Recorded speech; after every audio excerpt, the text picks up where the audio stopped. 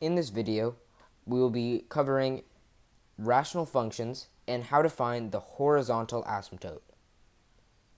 Now, there are several attributes of a rational function, and you need to find these in order to graph it. And that would include the vertical asymptote. So the vertical asymptote, then of course the horizontal asymptote. And then our next attribute would be a hole, and then domain, and of course range. And in this video, we will solely be focusing on horizontal asymptote. Now, horizontal asymptote is a little special because it doesn't necessarily include the numbers in the equation. It includes scenarios. So each equation will have a separate scenario, and depending on that scenario, you get your value of the horizontal asymptote. So there are three separate scenarios. The first one, so the first way that you can, the first scenario would be, we refer to it as bobo. Now this stands for, bobo stands for bigger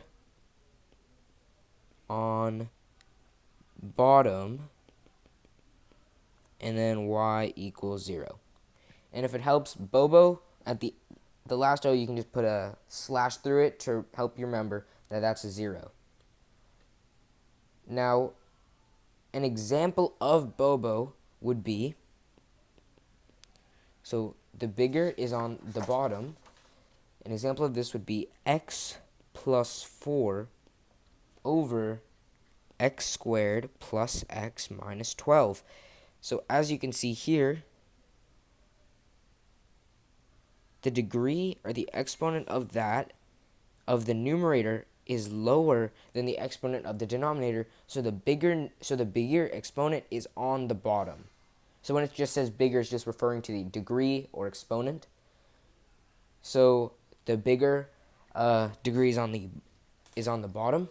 So we would go with bobo. And here we have y equals 0. And as I said earlier, this would be our horizontal asymptote. So if we were given x plus 4 over x squared plus x minus 12, we would determine that bobo is the correct scenario to use, and our horizontal asymptote would be equal to 0. Next, we have our second scenario.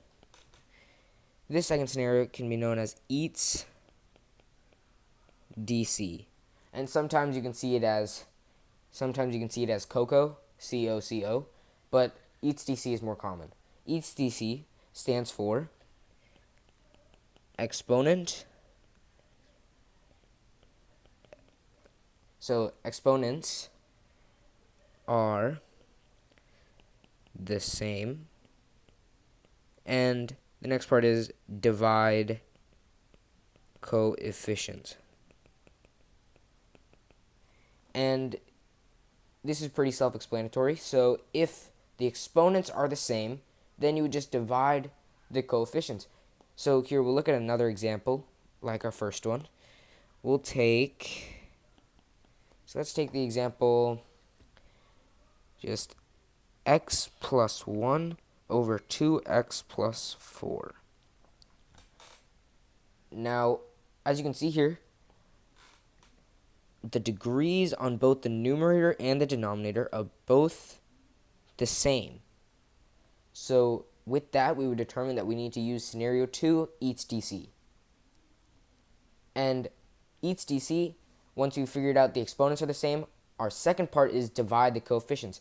And the coefficients would be, in the numerator we have 1x, and in the denominator we have 2x. So dividing the coefficients, so you get 1 over 2 So that 1 over 2 is equal to our horizontal asymptote. And of course, you could have x plus 1 over 3x plus 4, so you'd get 1 over 3 or 1 over 1. It all just depends on the coefficient. So if the exponents are the same, or the degrees are the same, you would use each DC. Now, on to our third and final scenario. We have BOTN. Now, this one doesn't have an easy like acronym, but this is also easy to memorize. It's just the last one, which would be bigger on top, and then this one is none. So that none is our horizontal asymptote. Now let's look at an example. Our example would be, it would be something like x squared plus 4x minus 12 over, let's take x plus 8. Something like that. So I can see our higher degree is on the top in the numerator, and our lower degree is in our denominator, so we can determine it's BOTN. So that means our horizontal asymptote is equal to none. So we have no horizontal asymptote. So to review, to find the horizontal asymptote of a rational function, you have to look at the equation and determine which of the 3 scenarios is correct. And using that scenario, you have to apply that horizontal asymptote that's given. So let's just take an example problem here. Let's take example 1. Let's say we have x squared minus 4 over x squared minus 5x plus 4. Let's say we have that. Now, which scenario would we have to use? We would have to use scenario 2, each DC, because as you can tell, the degrees on both the numerator and the denominator are the same. So we would use scenario 2, each DC, and we would take our coefficients, and in this case it's 1 and 1, and we would divide them. So it's equal to 1 over 1, and that is equal to 1. So our horizontal asymptote is equal to 1. Now, let's look at one more scenario. We have example 2.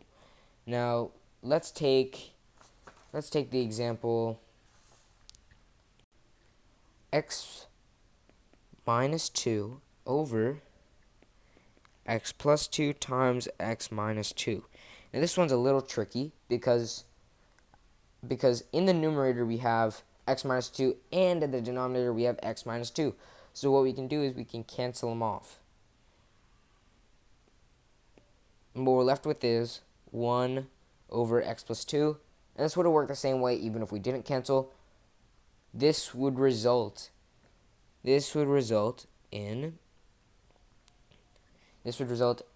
bobo, because our bigger is on the bottom, right? X plus 2 times x minus 2 will result in x squared minus 4. And x squared is bigger than just x, and x is bigger than 1.